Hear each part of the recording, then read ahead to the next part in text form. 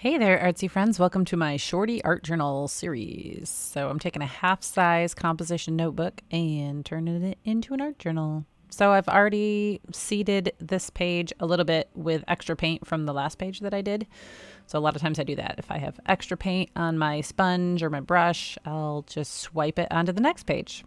And in this case, I will use it. You can always cover it up too, but sometimes it's kind of nice to start without a blank page, and sometimes I like starting with a blank page. So kind of just depends on the mood. So I'm using a lot of bright colors. Again, that's kind of what I'm drawn to. So overlapping colors that I know that will blend well together, like the pinks and orange. I kind of try to avoid secondary colors together, at least while they're wet, because as they blend together, they kind of usually make kind of a brown. And that's fine if that's what you're going for. But that's not what I'm going for right now. So I'm just laying down some color on the background. And this is definitely the stage where you don't want to overthink it. You just kind of smush stuff around, some paint. And I wanted some yellow on the pink. And I have two different yellow Posca markers. They probably came in different sets. And so I'm starting with this one, and then this one's a more bold, like taxi color yellow. And then the other one is a little bit more lemony or banana-y. I like the way that it looks on the pink better.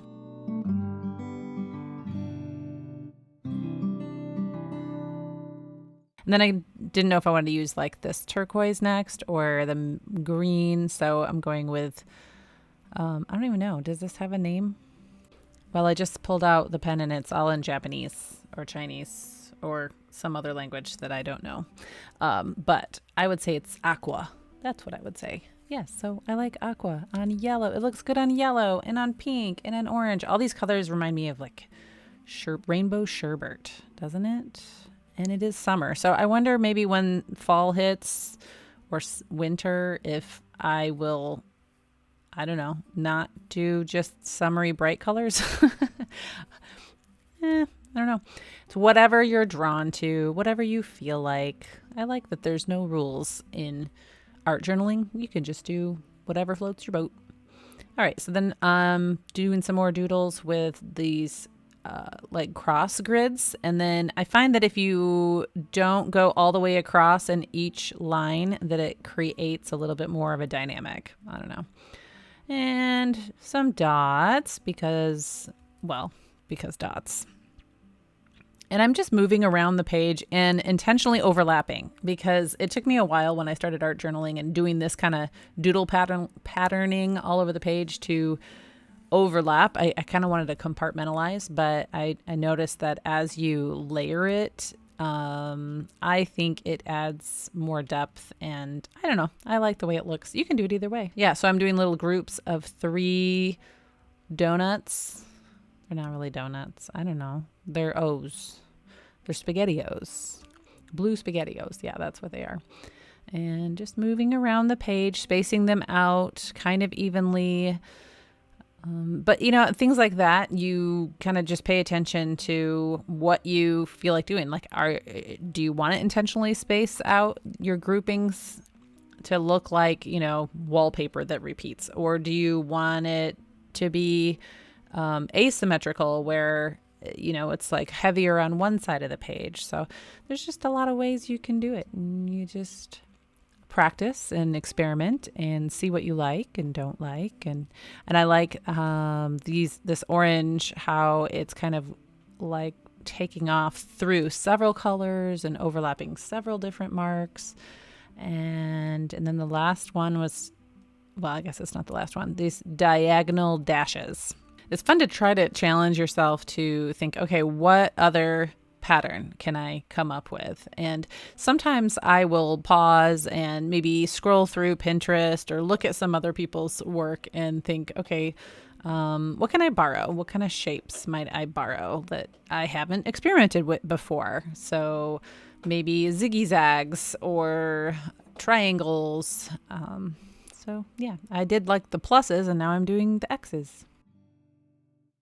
Something came up in the comments after my last video, so I wanted to reiterate something that I've shared before. But when you're watching a process video on YouTube, obviously you can see I'm not actually writing X's that fast, and then I'll skip over. And so you're seeing the progress very continually without all the pauses, because this 9-10 minute video was boiled down from, I don't know, that might have taken me like an hour and a half to do this page.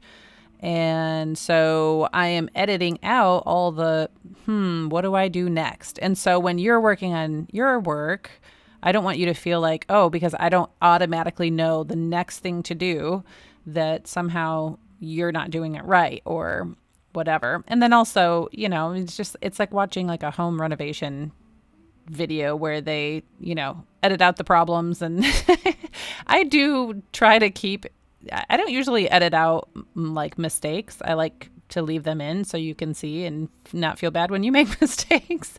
And most of the time a mistake can just become something new, and that's not a big deal. Every once in a while I will like take a drastically different turn on a page, and I'll think, well, there's really no point in leaving it in because you're really not getting any benefit from seeing that I completely covered it over or whatever. But that's very rare. I don't do that very often. So yeah, don't feel like, oh gosh, you make it look so easy. Well, when you break it down, that's why I do process videos, is that I know I like to see the process. Okay, before I get off on a tangent, I'm just going to explain what I'm doing here. I am stamping my quote because my background is very busy, and so I wanted my quote to kind of stand off the page a little more. So I'm going to stamp it onto a separate piece of paper, and then I'm going to do some line work and cutting it out and arranging it on the page. So the quote is, "You are the greatest project you'll ever work on. Restart, reset, refocus as many times as you need. Just don't give up." And I used almost every letter in the alphabet except for B and Q and Y and X and Z. Okay, so then I'm just taking a fine liner and drawing a box around it a little bit, like overlapping the corners. And then if you're doing this, you can group it however you want. You could do each individual word and cut it up and paste it on the page that way, or you can do it by phrase, or like I broke up the 3 restart, reset, refocus words. And so then I'm just going to play with them on the page after I cut them all out. And already I'm kind of feeling like, gosh, it's like taken over almost the whole page. So what can I do about that? Do I want to center it? What if I like things that are a little, I like that, how that works. So what if I just leave off the first part? You were the greatest project you'll ever work on. And I might just save that and actually have that as a sentiment on a different page. I'm liking how this kind of frames in the page with having the 3 words on the left, and then kind of a long one at the bottom left and a long one at the top right. So I don't know, it's pleasing to my eyes. And then it kind of highlights just don't give up. So yes, I used matte medium for that. And yeah, that's the end of the page. So I hope that you enjoyed watching the process. If you want to take a screenshot, I've been making these little art recipe cards. And I hope that you will come back and hang out with me again and go make some art. Be inspired. Have a blessed day.